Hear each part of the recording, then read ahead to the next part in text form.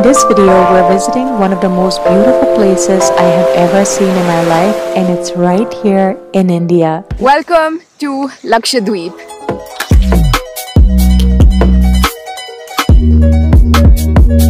तो गाइस पूरी एक दिन की जद्दोजहद करके हम पहुंच गए हैं लक्षद्वीप के बहुत ही ब्यूटीफुल से आइलैंड पे, जो कि मैं एक टूरिस्ट हूँ और मैं अगर जाता हूँ ना, मैं अगर चूज करता हूँ इन दोनों के बीच में, तो मेरे ख्याल में मैं इंडिया को चूज करूंगा। उसकी वजह यह है कि मैं अगर वहां पे जा रहा हूँ, लेट्स सपोज 2 वीक्स या 3 वीक्स की हॉलीडे एंजॉय करना है, तो खाली ये नहीं है कि मैंने बीचेस पे घूम के आ जाना है, मैं उसके अलावा और भी हेरिटेज एक्सप्लोर कर सकता हूँ। I can go towards north of India.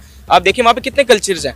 Maldives जो है वो एक ऐसा मुल्क है जो कि टूरिज्म पे चलता है और वहाँ पे तकरीबन ईयरली 10 लाख से ज्यादा इंडियन वहाँ पे जाते हैं और विजिट करते हैं। तकरीबन ये 50 से 55% बनता है उनकी टोटल टूरिज्म का।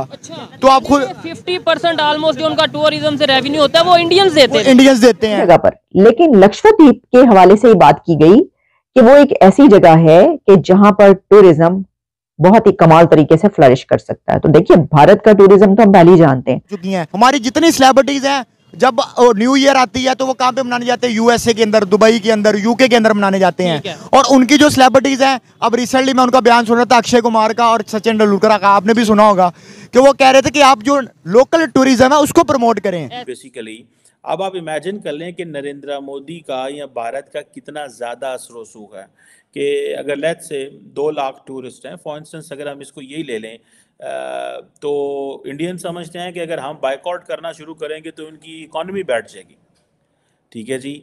जय हिंद दोस्तों, भारत सरकार ने अपने एक कदम से ही मालदीव को एक बहुत ही बड़ा झटका दे दिया है और मालदीव की हालत बहुत ही ज्यादा खराब कर दी है। इतना ही नहीं, भारत सरकार ने अप्रत्यक्ष रूप से मालदीव को ये बता दिया है कि भारत के बिना मालदीव का कोई भी अस्तित्व नहीं रहेगा। भारत मालदीव से नहीं चलता, बल्कि मालदीव भारत से चलता है। एकदम आज से 75 साल बाद जिसको खड़ा कर दिया गया है, अचानक जी उसका नाम आ रहा है कि पता नहीं कैसे जो उनसे उनके प्राइम मिनिस्टर वहां पे गए और उसे प्रमोट कर रहे हैं टूरिज्म के हवाले से। अच्छा ये बताएं, इस टाइम जो ट्रेंड चल रहा है बायकॉट मालदीव इंडिया में, क्या कहना चाहेंगे कि इंडिया के खिलाफ आज के दौर में चाहे यूएस हो, चाहे मालदीव हो, चाहे चाइना हो, कोई भी स्टेटमेंट उस तरीके से नहीं दे पाता, मतलब कोई भी उनके खिलाफ झूठी बात नहीं कर सकता या इवन इस तरीके से कोई स्टेटमेंट नहीं दे पाता? उसकी वजह एक तो ये है कि इंडिया जो है वो 5th लार्जेस्ट इकोनॉमी है, ठीक है, और इंडिया के अंदर बहुत बड़ी मार्केट भी है। एक तो ये इशू भी होता है और दूसरा ये है कि इंडिया की डिप्लोमेसी बहुत तगड़ी है।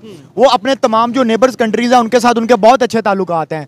जैसे कि आप देखिए कि मालदीव जो है वो एक ऐसा मुल्क है जो कि टूरिज्म पे चलता है और वहाँ पे तकरीबन ईयरली 10 लाख से ज्यादा इंडियन वहाँ पे जाते हैं और विजिट करते हैं। तकरीबन ये 50 से 55% बनता है उनकी टोटल टूरिज्म का। तो आप खुद 50% ऑलमोस्ट जो उनका टूरिज्म से रेवेन्यू होता है वो इंडियंस देते हैं। और अभी इन 48 घंटों के अंदर उनके एक जो है ना वो एक रेडिकल किस्म की एक इस्लामिक गवर्नमेंट आई है, जिन्होंने आके जो है ना वो एक स्टेटमेंट दी है उनके एक मिनिस्टर ने कि जो है वो इंडिया जो है वो ऑस्ट्रेलिया का इसराइल का पपिट है।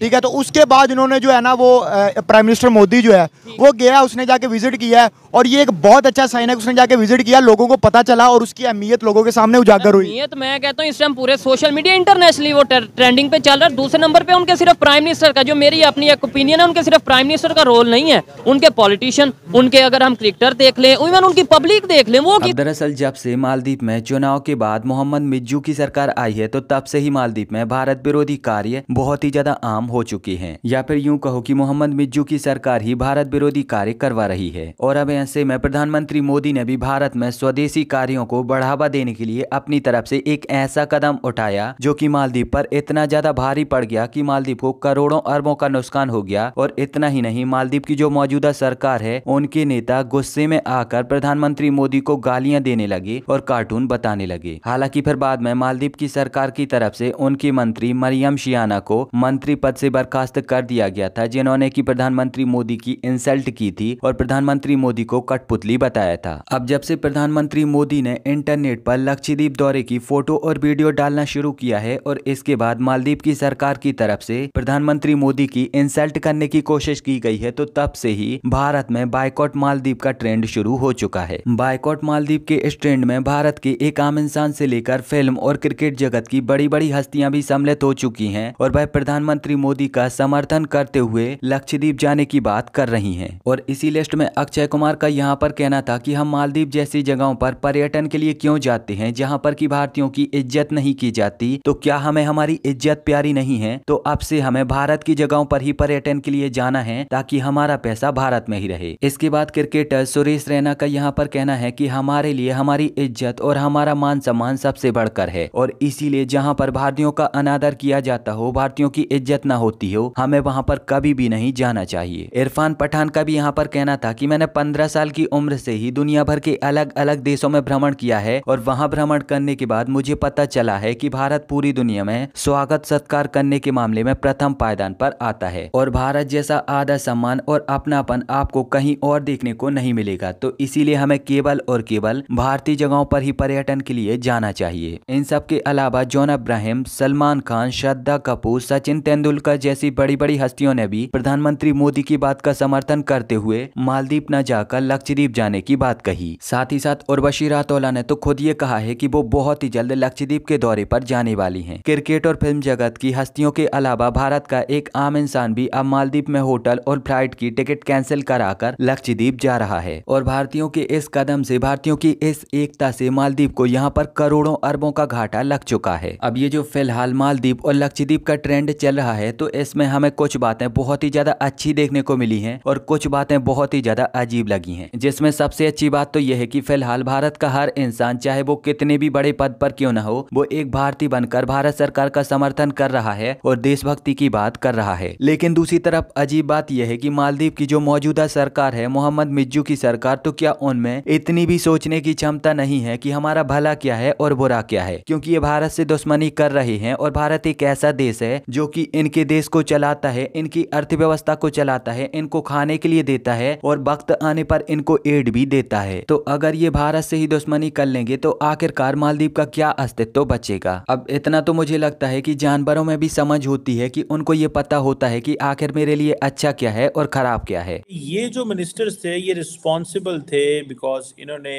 प्राइम मिनिस्टर मोदी के बारे में और भारत के बारे में कुछ डेरोगेटरी रिमार्क्स जो थे वो दिए थे।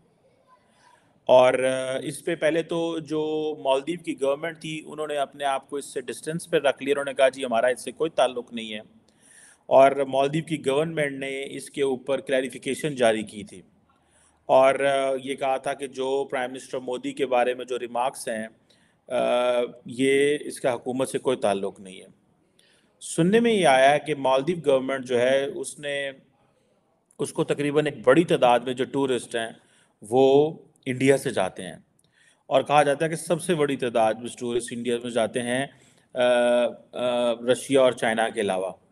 और कहा गया है कि हाईएस्ट नंबर विजिटर्स जो हैं वो जो दिसंबर 2023 का एक डाटा है उसके मुताबिक आप ये समझ लें कि तकरीबन अगर मैं कह सकूं तो 18 लाख के करीब टूरिस्ट वहाँ गए हैं और उसमें खैर अब आप मुझे बताओ कि मोहम्मद मिज्जू की सरकार में भारत ने मालदीव के साथ जो किया है बिल्कुल सही किया है या फिर आप यहाँ पर कुछ और विचार रखते हो? तो अपना जवाब मुझे नीचे कमेंट में जरूर बताएं और अगर आपको ये वीडियो अच्छी लगी है तो प्लीज इस चैनल को सब्सक्राइब करके बेल आइकन जरूर दबाएं।